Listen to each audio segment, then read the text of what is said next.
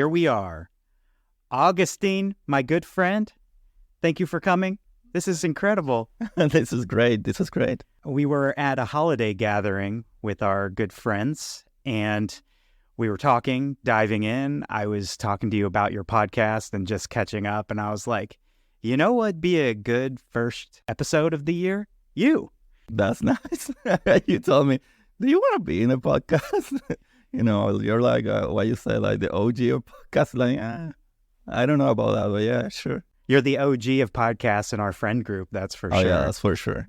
So you have your own podcast, and I'm going to do my best because I don't speak Spanish. I speak more Turkish than Spanish. But it's Curiosidad Científica. Yeah. And you go ahead and say it. So it's you nailed it. Curiosidad Científica podcast. Sounds so much better when you say it. Yeah, sexy Latino, right? But what does that translate to in English? Scientific curiosity. Boom.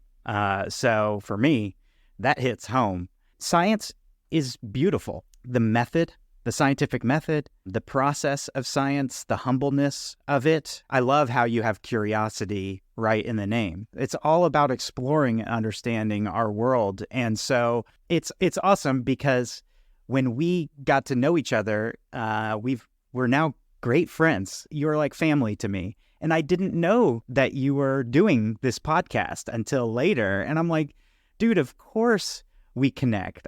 Of course we click. And so it means a lot, first off, your friendship. And second, your endeavor with your podcast. And I kind of want to start there and dive in on, what made you start your podcast almost 5 years ago? Yes, almost 5 years ago. I believe my first episode was March 2019, so it's going to be 5 years in like 3 months. And first of all, thank you for the, invitation. Even though we're really, really good friends, not everybody's into this stuff. And every time, literally, like what you said, I remember in our backyard, I invite you to my house and we were having barbecue or something. And we just start nerding out about the science and this and cross-egg and blah, blah, blah. And suddenly, we are really nerdy guys. And then we ended up talking about, a lot of things. And for some reason, I never passed my brain talking about, I've been doing this for so long and I have books out there and whatever.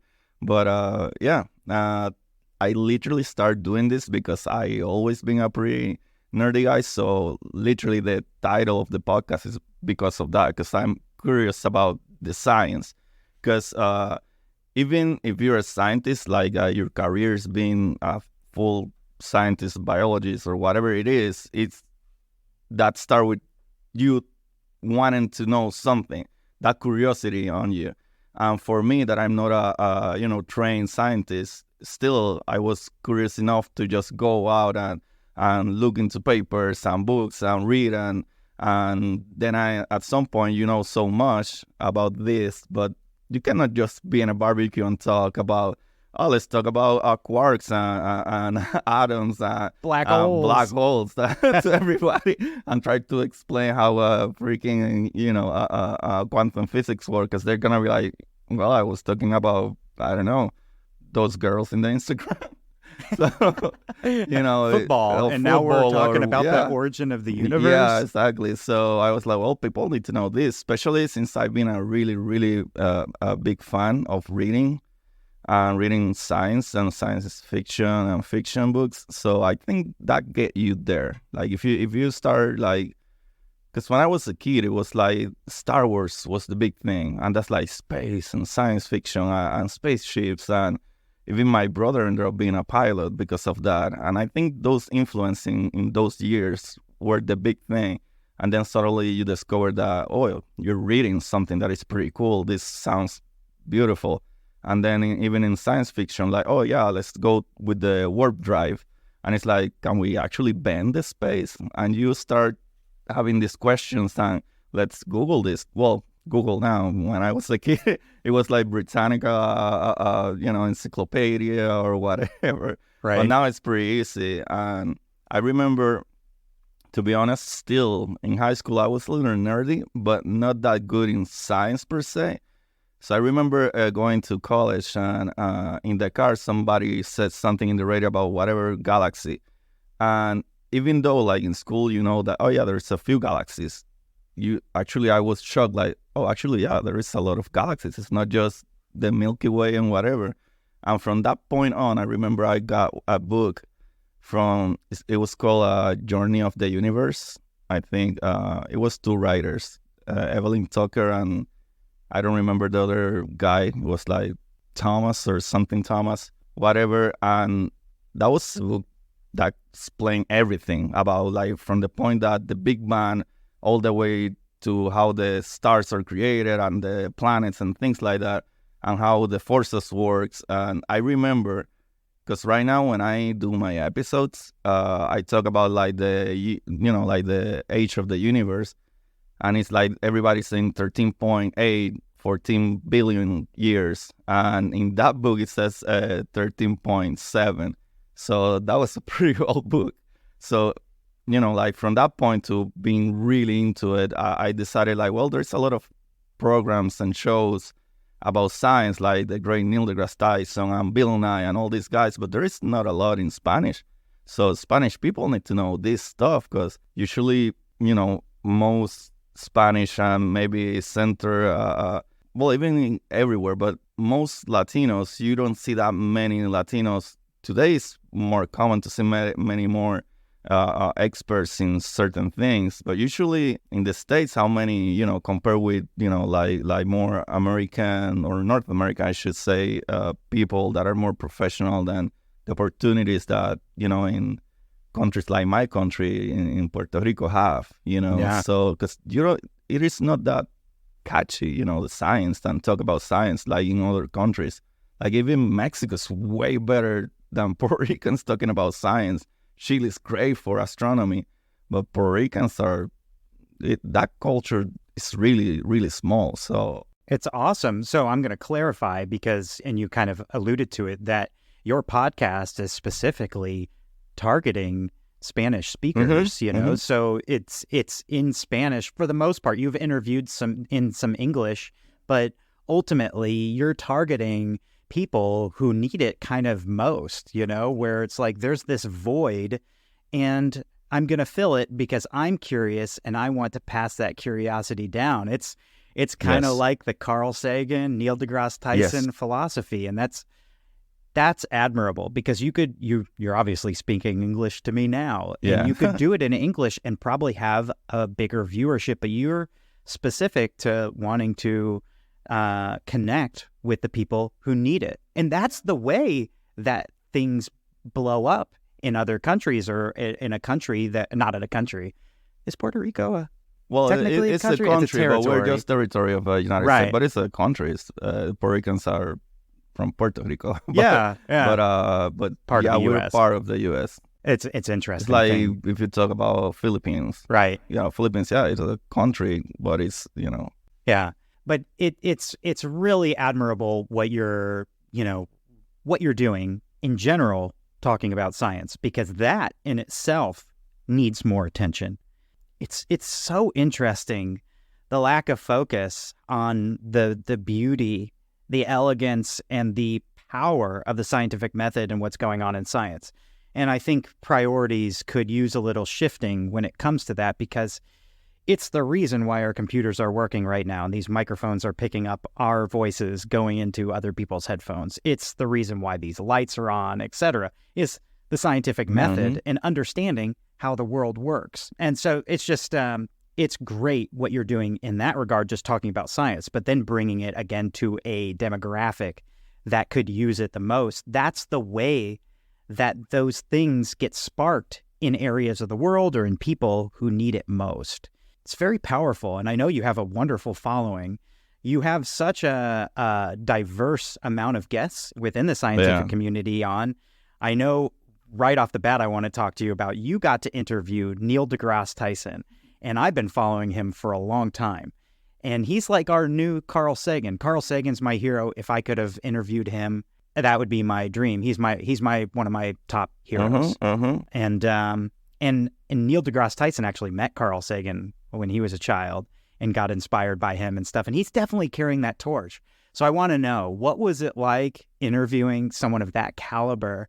And I've obviously watched the interview and you did great. And I'm like, whoa, there you are, Augustine, interviewing Neil deGrasse Tyson. How cool is that? What was that like?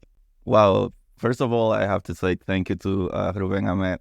He was my partner with that. But one day, like it was like a Saturday or something at night, like 11, and he texted me, "Hey, for your show, he's my associate. So for your show, do you want to interview Neil deGrasse Tyson?" And I was like, "What do you mean? Like if I want to interview Neil deGrasse Tyson, is that a question? It's not even a question." I was like, "Okay, then I'm gonna send the emails, whatever, blah blah." And I was like, "Sure, let's go."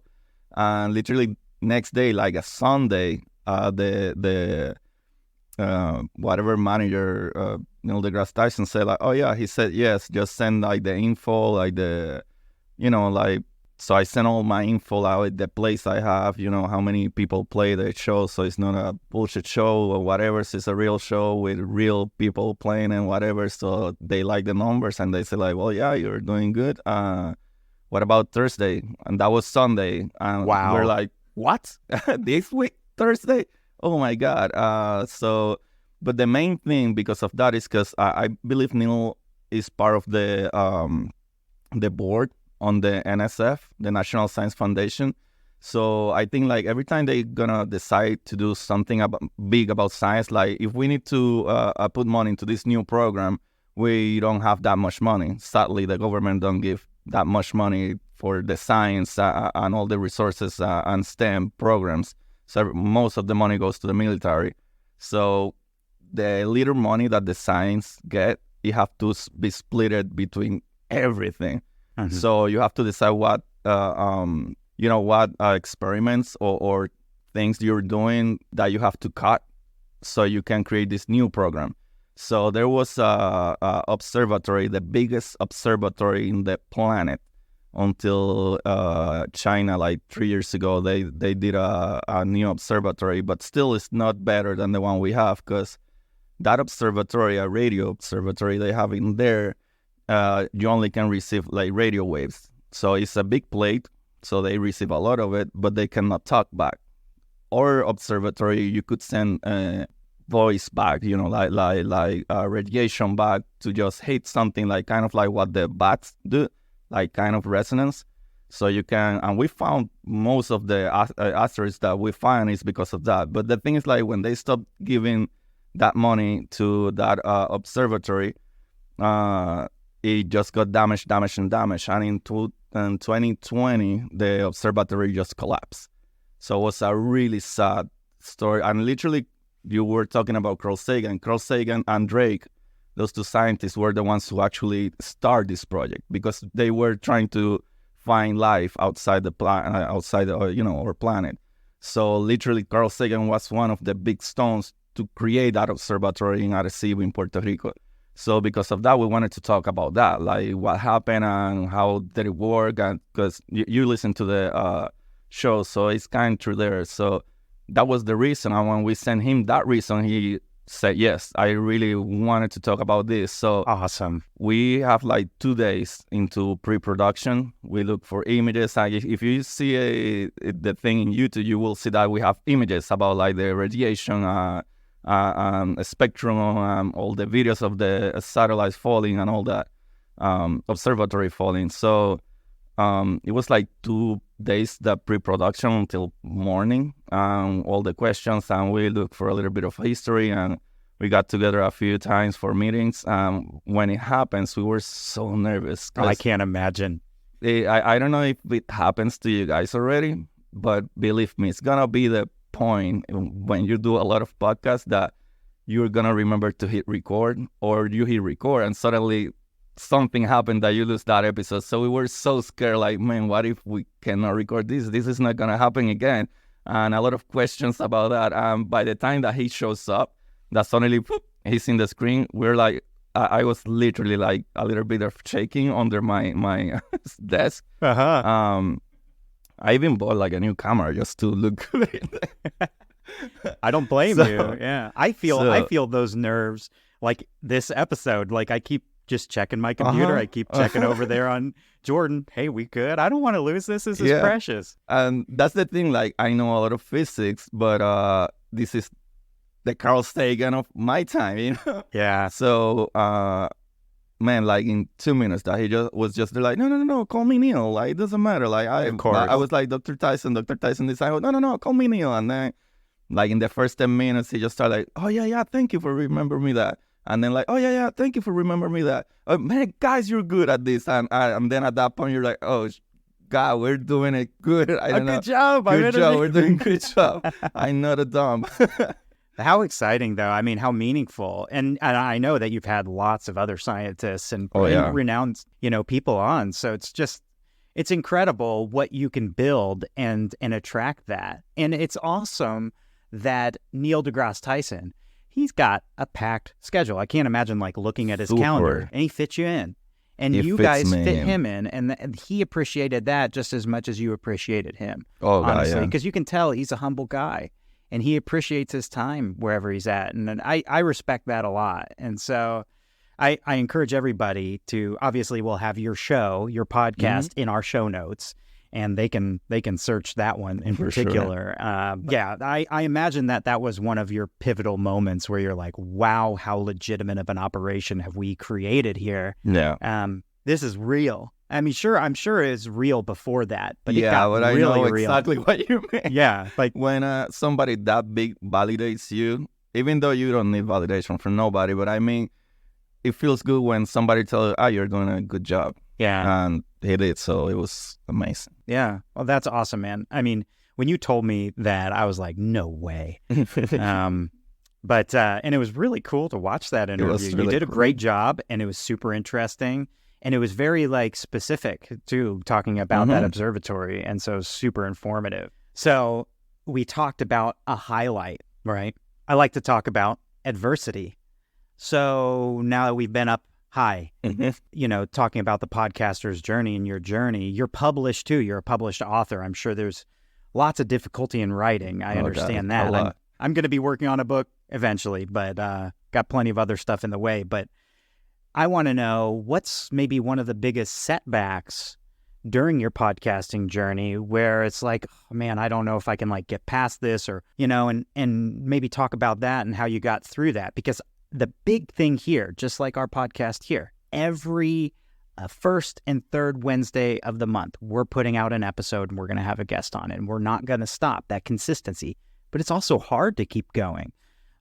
So, is there any time where you didn't think you could keep that consistency up? Because you do it more. You do once a week, right? I do once a week, yeah. That's unbelievable. Sometimes I bring a couple episodes, but usually it's every Monday, yeah. That's amazing. So what would you say if what's a setback that you faced, and how'd you overcome that? How'd you get through it? Well, in everything, including writing, but especially podcasts. And I even have a Patreon where people go and pay me to read stories, like 2 stories a month too. I think the big issue is that at the beginning, you cannot forget why you start doing it. I didn't start doing this because I want to be rich with whatever. I started this because I really, really believe that education and just knowledge, I don't want everybody to be a physicist at all.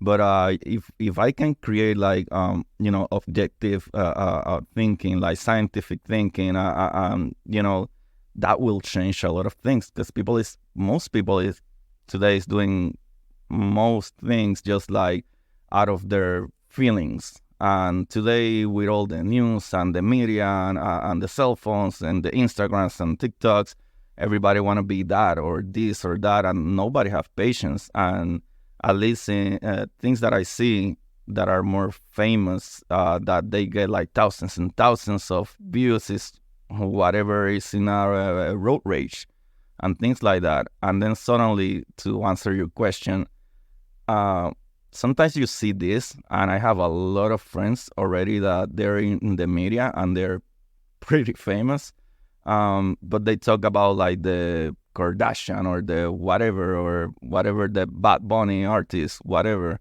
And you feel like, wow, I'm doing something really, really important. Meaningful. And I feel like meaningful. And you feel a lot of times like, why are you sacrificing time and hours? Because I don't talk about what I see a video of this singer jumping out of a whatever. I have to sit down and read and learn and look into papers and websites and go to the college, different college to publish papers and read and try to understand so I can explain it in a video or a podcast of 20, 30 minutes. But you spend hours reading and learning.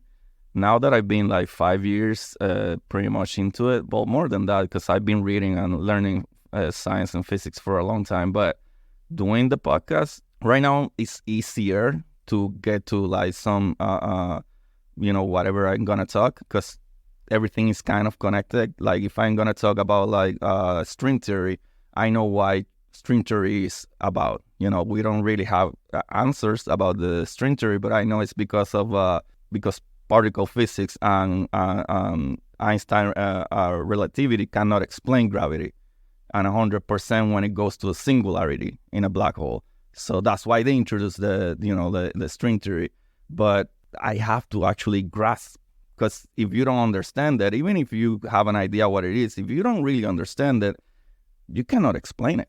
Yeah. Literally, you can read 1,000 books, but if you don't really understand it, that you can explain it in a way that I can tell you, well, this is how it is, in a way that I can explain with a everyday object. Like, yeah, in your bed, if you put a bowling ball and it's gonna make a hole in the sheet and the bed, to look at it that way. And then suddenly the first 2 years, you see and you have 20 plays per episode. But still, I never quit. But sometimes you think about, what the shit, is somebody really care about this? And then you remember that you're not doing this because you want to have 1,000 plays. You're doing this because if one person played this, maybe that person won't change the world, but then maybe he will pass that to somebody else, and maybe in 100 years we have the new Einstein or Newton or whatever. So even if it's like one person, and then like 2 years and something into the show, I think that's when Neil deGrasse Tyson came in. But a little bit before that, I have people then start writing to me in my Instagram or whatever about like, hey man, I was about to quit college, and then the professor was talking about me, and I didn't knew that because of your podcast. Now I know that I can do like astrobiology. I didn't knew that we couldn't do biology in space, and I'm like, well, that's a good thing. Like now we probably have an astrobiologist in the future just because he hear my podcast and I was talking about astrobiology. How powerful is that? That's really powerful. And then from that point, everything, even writing, because writing, people think, and a lot of people think, like when you're going to do something, especially I know I have a musician next to me, you just don't get inspiration. You sometimes have to sit down and lose 2 hours and then nothing come out, but you have to sit down. You really have to sit down. I have a lot of friends that they're like, well, yeah, I'm going to write my book and maybe this and that. It's like, well, if you want to write, you have to clock in. Yeah, you got to commit. You got to commit. Even if it's 1 day a week, you get there and you spend 3 hours and nothing comes out. All right, but you sit down. But sometimes in 2 hours that day, you write a freaking 4,000 words that day. And you're like, oh, God, I accomplished something. And that then give you that boost in your brain. And yes, I accomplished something. And you get excited. And suddenly when you realize it, you have a book or story out there. But yeah, I think that is the moments that you think about, what am I doing this? If I could be watching Netflix or whatever, who cares about this? But people do care, and with time will show. Yeah, it's clearly showing. I mean, how special is it that you're now getting feedback like that? I mean, you changed someone's life, for sure. Oh, there's a lot more of that. But I mean, like, I remember that guy who told me, I didn't know it was like astrobiology. And I was like, oh, yeah, cool. And then after Neil deGrasse Tyson, then they called me to go to the TV television. So because of that too. So yeah. Oh, that's fantastic. Real quick, who would be your next person that you'd want to interview? I saw in our gift exchange you had put Brian Greene's books and got a couple of his. Well, who's Who's next on your dream list? Oh God, I would love to have Brian Greene. Actually, I actually just finished like 3 weeks ago his book about the elegant universe. I would love to have him on the show. All right, Brian, if you're listening, talk to Agustin. Please. And then you can come on this podcast as well. Please. Yeah, I'd love to have more, science-based, entities, figures within, our show. That's actually one of the 4 target demographics that we're trying to target with the business, is science-based and education, because that's what I care about. It's meaningful. It's meaningful work. And, speaking of that, for this interview, I prepped. I know you, but I still did a little prep. But nothing like, okay, I got to really learn this nuance of string theory in order to properly have a discussion with this physicist. It's a different level of commitment that you're diving into. One thing that I noticed with like one of the first podcasts that I ever produced, I was talking to people about climate change denial and talking to scientists or a former meteorologist, researchers about it. And I thought, wow, these are powerful conversations. And when I put it out, when I press publish, I'm like, these are important and world changing. And then, like 30 people listen to it. I'm like, really? And, obviously you have to break through the noise and it takes time. And that's the thing about consistency and not stopping. And those are still out there on YouTube. It's called The Belief Books. But man, does it take commitment. So it's great. It's also that feedback. And now knowing that you can get a Neil deGrasse Tyson on. Brian Greene, I'm sure, is next on coming on, So it's like that gives you some fuel, is reassurance that, hey, what I'm doing works. It is connecting with people. But sometimes, like being a business owner or this podcaster or a musician, you are working alone in like a silo in silence without that immediate feedback. There's not that immediate gratification or reassurance that, hey, what you're doing is meaningful. You have to believe in what you're doing truly to power through that, to know that in a year, someone might listen to this podcast and stay in college because of it. There's something really special about that, because you believe in what you're doing, it's meaningful, and you don't stop. And I know that your character, I know because of our friendship, and I know that that's the kind of personality that you have, and I just wanted to kind of like illustrate it fully for our listeners. But it's very meaningful. That's actually the story of science too. It's the story of art as well. How many artists pass away and then their art sells for $1 million or whatever, then they're appreciated. Same with scientific advancements.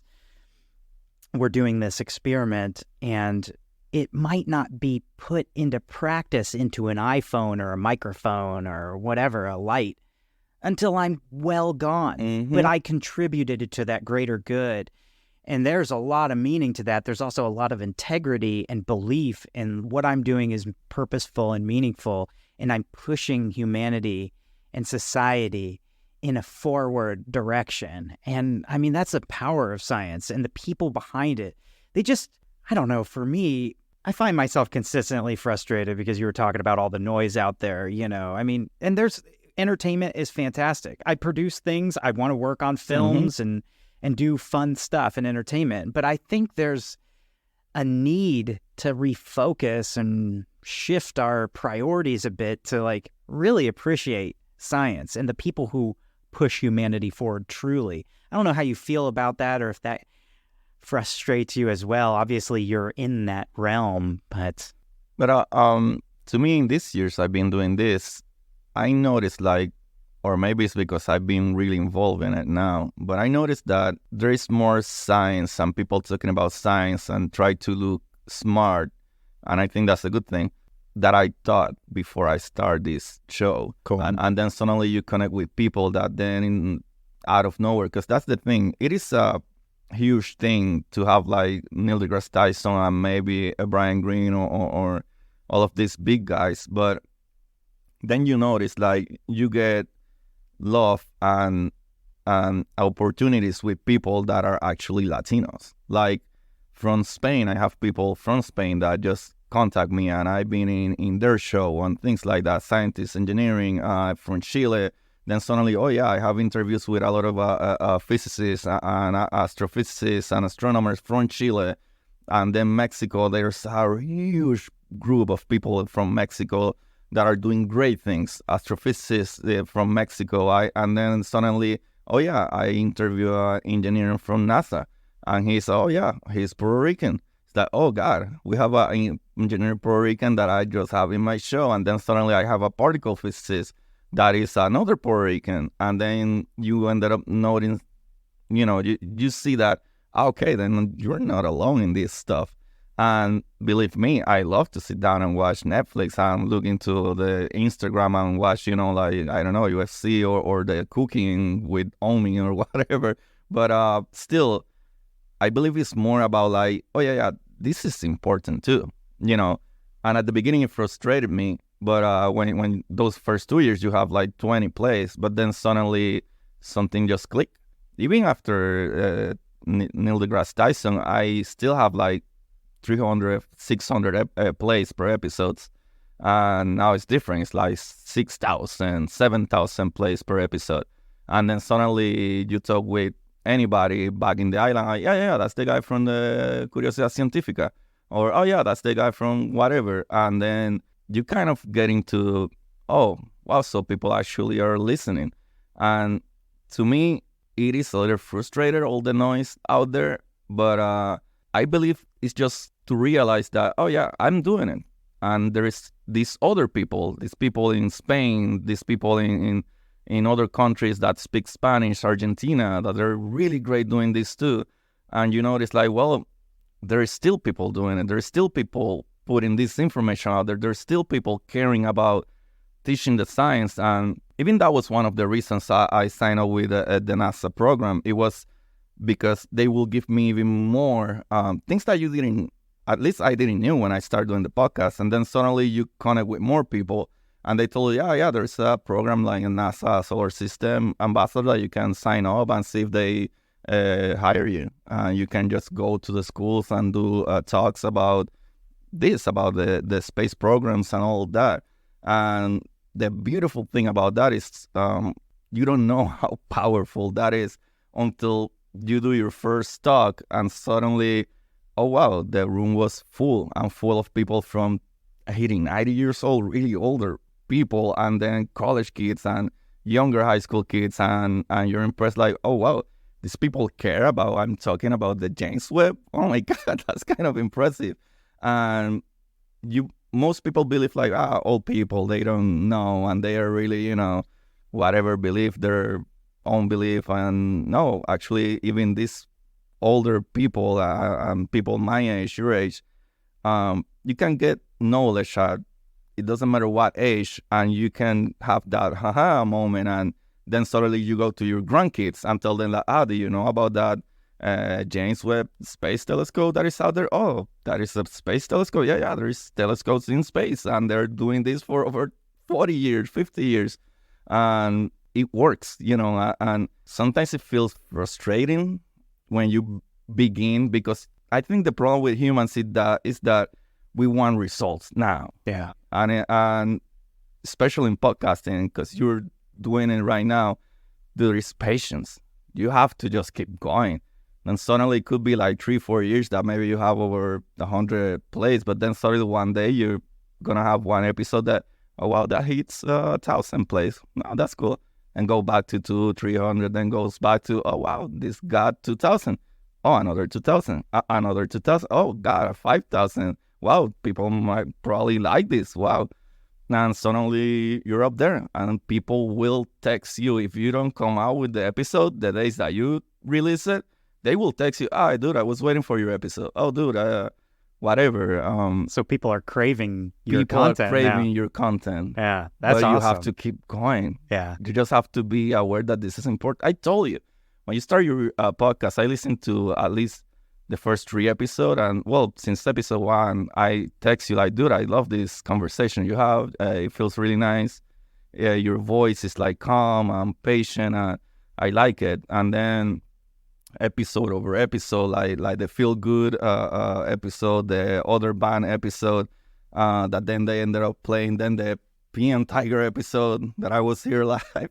I enjoy it because it's just like, I don't know, like you will appreciate people talking about their own experiences. And at the same time, you can connect like, oh, so I'm not the only person that goes through this. Yeah. And another thing is like, then suddenly people will start sending you videos of, I don't know, like a metal band. And you're like, wow, why is he sending me a video of a metal band? Because they become a really, really big group of people that love what you do and they know you better than you know you. It's like, they know that you like coffee. They know that you like whiskey. They know that you like metal rock. They know everything about you. And then you will create this community. And that's the crazy part. Like the community of people that will be there for you. And pretty much every episode you have somebody saying like, hey, dude, this was great or whatever. Oh, wow, I didn't knew that. Or engineering. The other day I record an episode with engineering that he does turbines.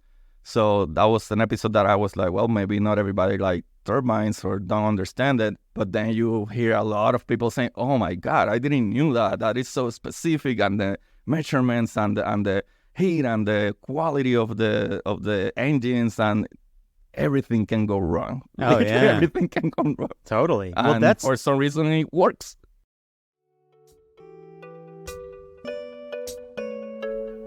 Hi, I'm Miles Sales, and I appreciate Josh Naaman for coming into our school and teaching us about podcasting and podcasting production. I feel that there's a strong importance on real-world experiences in the classroom, and having an expert come in and teach us behind the scenes was not only a fun, but informative and intriguing lesson. I've always loved podcasts, and I've been interested in the production of podcasting, so I'm incredibly grateful for the experience I was given and the opportunity to learn more about the space I want to get myself involved with. So thank you again, Josh Naaman.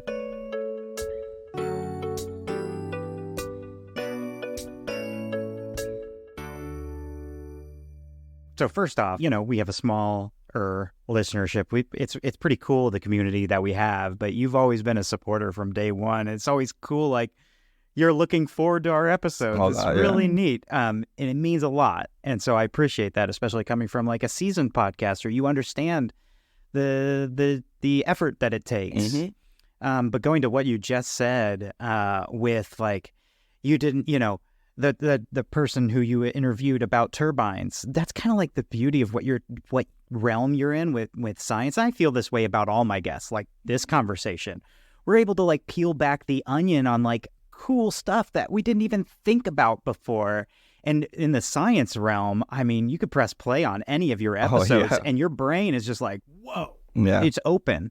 That's the beauty of science. You could talk about anything. You mentioned bats before, and I read one of Richard Dawkins' books, The Blind Watchmaker, and he talked about bats in that, and I learned some stuff in that where it's just like, whoa, I didn't know that, and it sticks with you, and now you know the world better. How powerful is that? It is super powerful. Knowledge is huge power. Yeah, it's amazing. So, speaking of scientific advancements and how incredible it is, didn't know, right now, what's the thing that you're most interested in within the scientific realm? Is there an advancement that's happening that you're just like, whoa, or a discovery that has recently been made or is about to be made? Yes, there's a few things that actually happened really recently. There is a probe, it's called Parker probe. It is crazy to think, there's crazy to think about a lot of things. Man, we have rovers in Mars for over 30 years, and we have like a few of them now, and literally we can see another planet. Think about it for a second. We're here, right? We're standing here. Imagine that there is another thing floating in space, thousands of millions of miles away, and we have something that we send, that we create engineering that didn't exist, that we calculate because of Einstein relativity and even though Newton's relativity of how gravity attraction works, movement, and we notice like, that planet's a little smaller, so maybe have less gravity on it. And then suddenly we figure it out with math that actually Newton had to invent because it didn't exist. A guy that just invented this, and it works, always freaking works. And then suddenly we sent a few rovers there, but then we realized like, we need a bigger one. But the problem is like that planet is smaller, so they have a smaller gravity, but because of that, it have less air on the planet because it escaped. And the core of the planet is cold already, so it doesn't have electromagnetic field. So the atmosphere and the electromagnetic field doesn't really exist. So you have to find a way to stop that rover to just crash into there. So you have to invent something, not just, you already have the rover, fine. This took 13, 15 years to create. Engineering that didn't exist before. And now it's like, how are we going to park that thing in there? Maybe we can use like a crane. Come on, a crane. What do you mean a crane? How are we going to have a crane up there? Well, maybe we can have a crane and just like lose a little bit like the rover just in there. But how are you going to hold that? Maybe a crane with some turbines, like floating in there. So we calculate, create, send equipment and it's the second rover that is big enough that you need to put extra stuff just because the ones before they were so small that you just throw it inside a ball and then click, and bounce around and then open and there you have it. No, this one you cannot just crash into the planet. And we have equipment in another planet. Think about it, another planet that we know everything just because observation from this planet. No human has been there.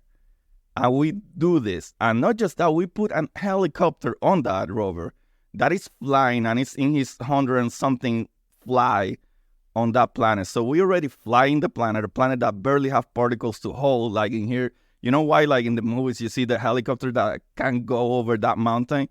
Because it's less dense, the air in there, because there's less particles to hold. That's the same thing. So we do this. That's amazing. And this just happened like 2 years ago or something like that. Then a year ago, we have a telescope because the human eye can only see like visible light, but it's a huge range of light, and probably you know that because you work in, creating websites and probably work with colors and the spectrum of colors and things like that. So that's where the spectrum of colors comes, like from the ultraviolet, gamma ray, blah, blah, blah, X-ray, visible light, and then radio and infrared. But there's a light that is the light that everything that have particles on it emits, and it's the infrared light.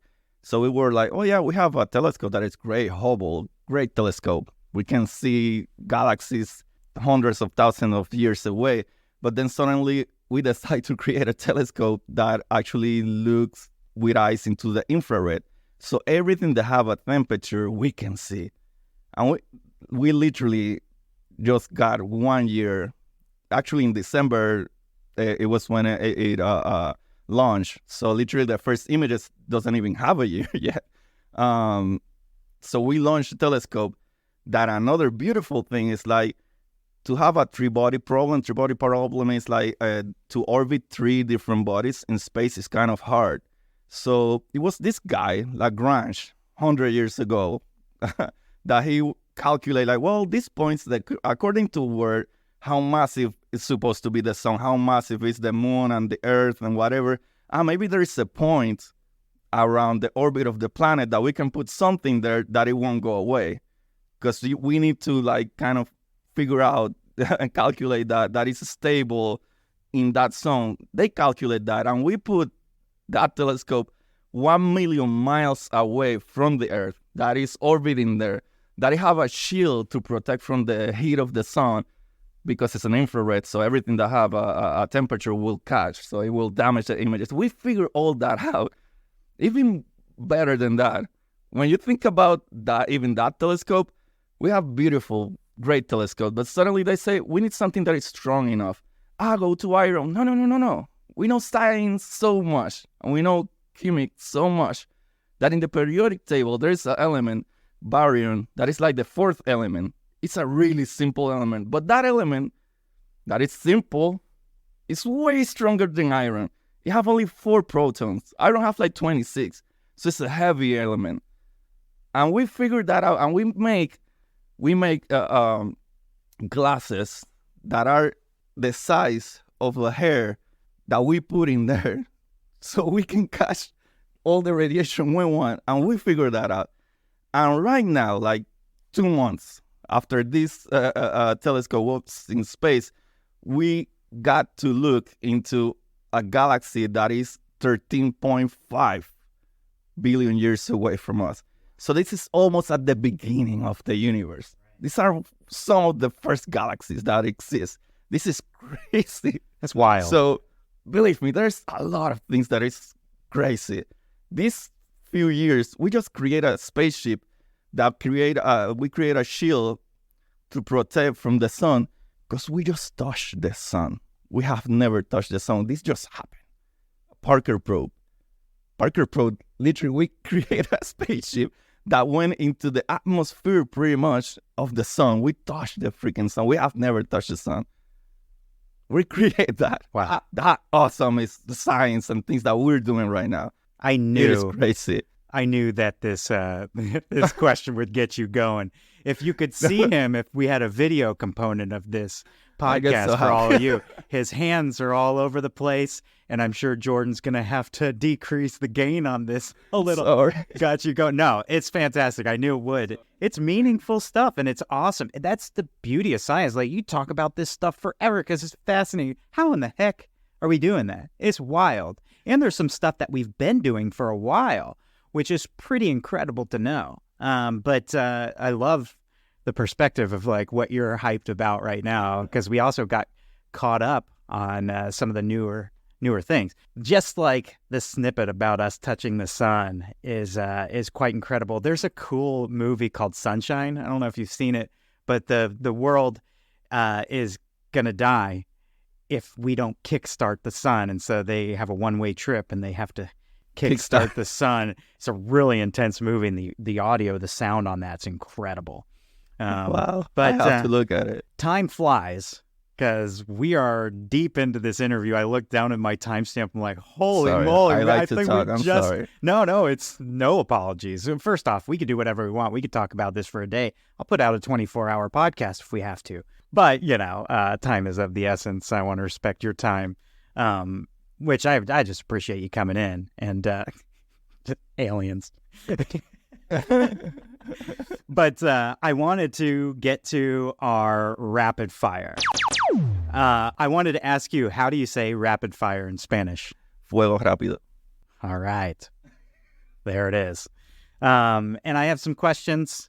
I have one special question that I want to ask just particularly you, but these are questions that I ask all of our guests. Since you're one of our frequent listeners and a supporter, you kind of already know what's coming, which you cheated. The rapid, not that rapid fire. You're a fan of it. It's kind of funny. You always laugh about it when we talk about it. But all right, so we're going to start. You know what's coming. What is your biggest source of inspiration?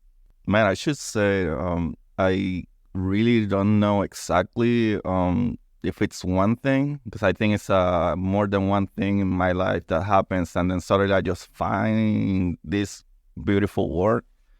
And then after you start knowing about this, that's the source of the inspiration. Like, the best example I can tell you is when I got deep into talking a minute ago, I get excited to know this.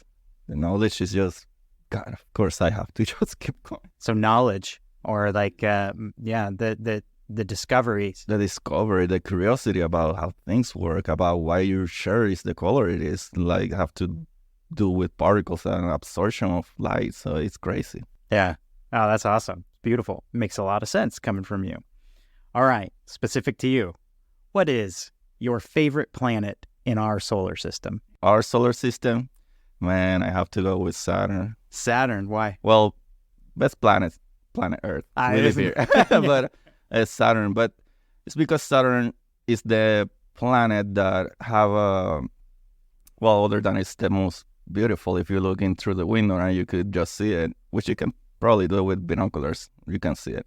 But the thing with Saturn is that it have a few moons that, well, Jupiter too, but it's specifically one moon in there that is called Titan. That's one of the titles of one of my books. And in that moon, it have such a thick atmosphere that there is liquid flowing in the planet, and mountains and hills and valleys, and we actually landed in there, and we have pictures of that. The difference is like it is no water, it's methane. So there's rivers of methane, and the atmosphere is so thick that if you put like plastic wings, you can fly in there. So it is crazy, but that's the thing, because people think about words, or like a world or whatever, and they think about a planet. And no, actually, you can have life in moons. The only reason there are moons is because they orbit a bigger body, but literally there is one moon like Europa from Jupiter. That moon it is believed to have water all the way into the core. Like, it's a huge ocean, and you know what happens when there's water? There's life. Every place in the planet that we find water, even if it is like really, really cold water or even hot water, there is life. So incredible. Yeah. So that's those sweet spots. We're in the Goldilocks zone for incredible life, but it doesn't mean that there are other Goldilocks type zones on a moon, or satellite planet. Yeah, because the thing with that is like the gravity that pulls those moons, like let's say like to Jupiter, that they have like that fight, like pulling and pushing. It creates temperature, because it creates whatever, I forgot the word. Friction. Create friction, and the friction turns into temperature. So inside that moon, like that one that I talked to you, the Europa moon, because of that friction and pulling and coming and tearing and pulling, the gravity, it creates friction and it creates temperature. So it's believed like the center of the planet is just water, like liquid water inside the shell of ice. That's crazy. It is crazy. Yeah, it's a crazy universe out there. So speaking of the universe, what's your favorite book in the universe? Oh, God, that's so hard. I know. You knew it was coming. I know it was coming. That's your so book. Hard. But, yeah, my books. I hate them. They're so hard to write. No, I'm kidding. But, man, then I should say, like, the book that actually got me here. But there's so many good books, like Michio Kaku, like, Physics of the Impossible, that you read that and you think like, science fiction. No, that's possible. You have Neil deGrasse Tyson. There is pretty simple understanding of how it works. There is Sean Carroll books. They're great. There actually, you know what? There is this book from actually one particle physicist that I interviewed like twice already. It's called Questions of God. Anyway, their name is Daniel Whitestone and Jorge Chan. But it's We Have No Idea. That's the name of the book. We Have No Idea. Journey through the no, it's not journey. Whatever. We have no idea, because Jorge Chang is a cartoonist, so he have a lot of really good cartoons and things to explain the physics of it. And then pretty much the book is about we have no idea, explaining you what we know, and we don't know this, and this is what we know, so we don't know this. So I think that's a really, really good book to start in that matter, in like science and physics. Cool. That's a good name. Mm-hmm. There's a great quote that reminds me of that once I heard it, I never forgot it. And I feel it so hard as I move forward in my life in all sorts of ways. And it's, the more you know, the more you don't know. The more you learn, you realize how much you don't know. And it's pretty wild, especially in the scientific community. There's always questions that will need answered. I quote that in my first book. My first book is a science book, science physics based, really basic book about science and physics and the concept. And the last page, I closed the book literally quoting, my quote was, it is so hard to know to realize how little we know. Of course, in Spanish it sounds different, but you got the idea. It's like, it's so hard to know, to realize how little we know. Yeah, right. It's, but the more you learn, like for instance, about websites, or for me, graphic design, or like composition, the principles of design and art. Once you understand a grasp of like even simple principles, then it opens all of these doors and black boxes where you go, this simple thing. It's like a click. And then, but you put it in all these contexts, and now it changes, and now we're on a tree that's branched out from this tiny concept. It's incredible. And same with science, like a math. you discover math or a particular equation, and what do you do with that is the power. God, yeah. And it just opens the universe up. I have a professor, like when I graduated from IT, I have a professor that, because I've been always really bad charging with whatever work I do, like how much I should charge for this. And I remember he said, like, well, you don't charge for the job. Like, if it's easy for you, it's easy for you. But you don't charge for the job. You charge for the knowledge because they don't know what to do. And I remember he come with a story and he was saying, you know what? Sometimes they call me because the system is down. So I get there and I look and then I turn off the switch and I go and grab a coffee and then go back and turn it on and that's it. But they don't know that. Right. So you charge for the knowledge. Totally. All right. I know kind of the musical realm you gravitate towards, but what's your favorite musical artist or album? Wow, right now, because it always changes, because there is so much good music that I listen to, but right now there is this guy, and I'm gonna plug it because he's a Puerto Rican singer. It's called Lorna Shore. That's death metal. So have you listened to Lorna Shore? The singer is Will Ramos, Puerto Rican guy. All right, cool. They're destroying out there. Like, bands have to catch up to them. They're literally, I don't know, man, it's crazy what they're doing. Cool. Yeah, metal is a incredible realm. My drums are in the studio because we got practice later tonight, but I'm looking at it and thinking about myself playing metal. I'm like, I just don't even know where I'd start. I mean, I've never even really attempted. And I grew up with really great friends playing metal. I just watched them. I go, how? Uh-huh. One of them is now playing for one of the top country artists. And I've seen him live several times. And I go, I feel the metal in you. you want to go. Yeah. What about your favorite scientist? Oh, wow, man. I have to go to, well, there is so much great scientists because I love particle physics. It was this guy way before Christ in Old Greek called Democrito. He talked about atoms. Wow. Back there, freaking over 2,000 years ago. And now we know the atoms are not the smaller piece of the world, but they were thinking about these things.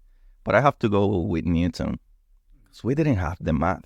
Yeah. These guys just create something that, well, we have some math and geometry. We were pretty good in that, I think, before in Egypt and that. But the algebra, we didn't have that. This guy just create something that revolutionized. And I know everybody will think about Einstein and this and that. And now he just explained a few things. But this guy creates something that literally didn't exist. It wasn't a concept about it. It wasn't. You cannot just explain that if you don't put the numbers down. It's unbelievable. It's so fascinating to think about that. It's weird because the math is there, ready to be discovered. It's there, yes. But it takes the person and the mind and the curiosity to like connect to, 2 + 2, like then there's 4. Mm-hmm. I mean, that's super watered down, obviously, but it is quite incredible. But it's weird because it's right there in math that we haven't discovered. Particle physics or the quantum realm, and string theory. It's like it's there, and we're just scooping it up and figuring it out. But it's all figured out. It's all it's in the universe. The universe is working. Yeah, because those laws or rules on Earth, it is working. It's incredible. We just need to find a way to explain it. Yeah, and this guy was really good to it. Yeah, pretty good. Pretty popular dude. You're right. All right, last one on rapid fire. How do you define success? Wow, that's a question that every time I listen to your podcast, I think about it, and I always switch a little bit my answer.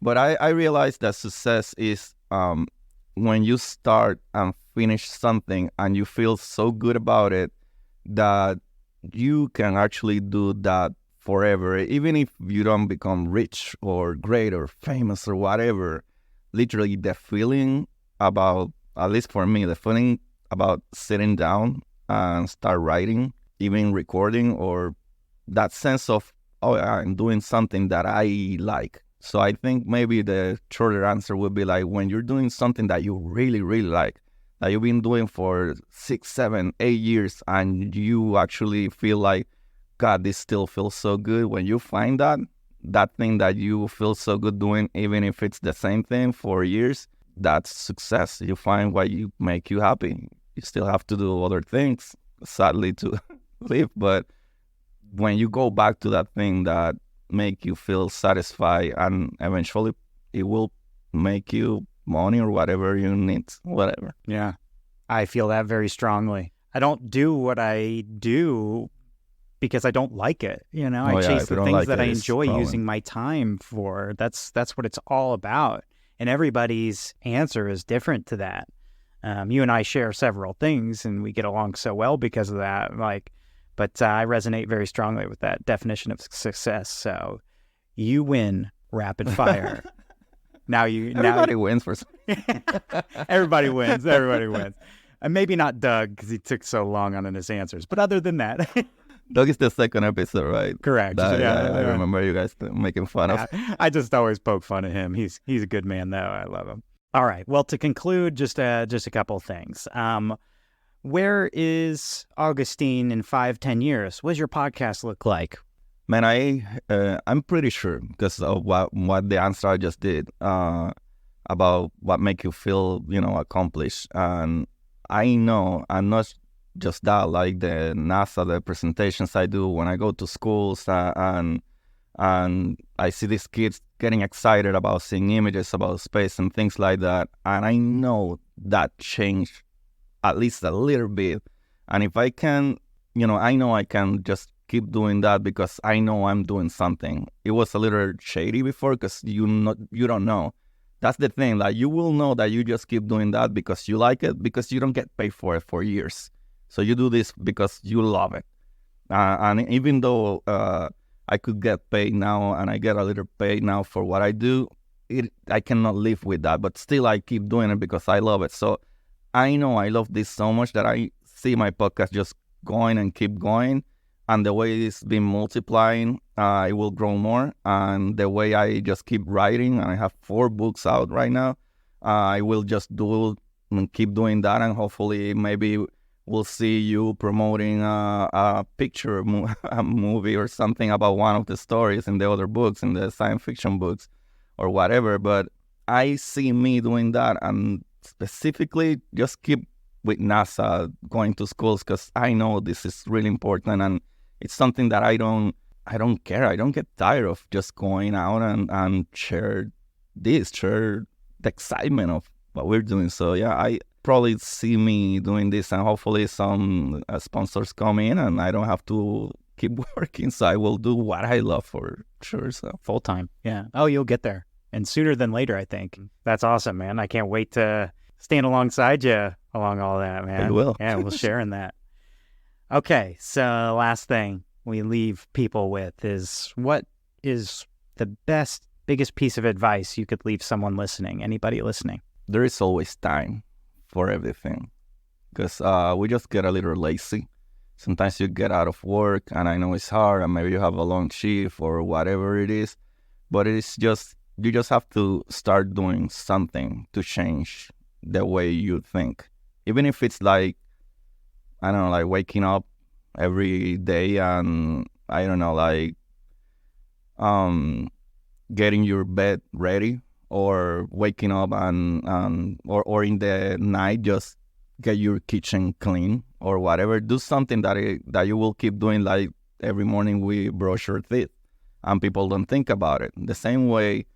And then it's going to get to the point that you will be doing actually what you like. If it is like going on jogging or feeling better about yourself, or reading, or take that time to read, because there is a lot of time. And I remember this older guy, this was years ago. I was getting into elevator and he was rushing a little bit, but he was a really older guy with a cane. So I just hold the door. He was like, "Oh, it's okay. You can." I take the next one. I was like, "No, it's okay." So I wait, and then I say like, he says something that my answer was like, "Yeah, life is short." And then he said, "No, life is not short. We lose a lot of time on it, and there's a lot of time. Even if you work 8 hours, 10 hours, it's 24-hour day. Even if you spend 1 hour and a half watching a movie, and then an hour making dinner, and then 2 hours with your kid, still it's like 9 p.m. Still you have time. And still, even if you sleep the 8 hours and work 8 hours, you have 8 hours.